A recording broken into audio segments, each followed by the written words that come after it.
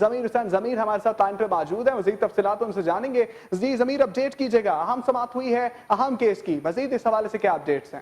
آج بالکل supreme court میں آج قرضہ معافی کیس کی سماعت ہوئی ہے اور چیف جسٹس ثاقب نثار کی سربراہی میں 3 رکنی بینچ نے اس کیس کی سماعت کی ہے۔ فاروق ایچ نائک عدالت پیش ہوئے اور عدالت کو انہوں نے مختلف جوابات دیے۔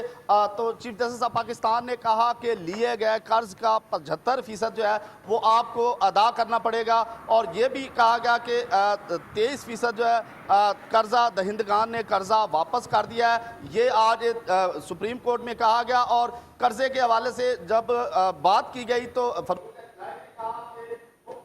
رقم اور لیے گئے قرض میں فرق ہے، اس کی تھوڑی آپ وضاحت کر دیجئے تو زیادہ بہتر ہوگا۔ تو چیف جسٹس آف پاکستان نے اس پہ آج کیس کی سماعت میں وقفہ کیا گیا تھا۔ آج بڑی اہم سماعت کی گئی قرضہ معافی کیس کے حوالے سے، سماعت کی پیش ہوئے اور انہوں نے مختلف جوابات دیے۔ بہت شکریہ ضمیر حسین تفصیلات سے آگاہ کرنے کے لیے۔ آگے بڑھیں۔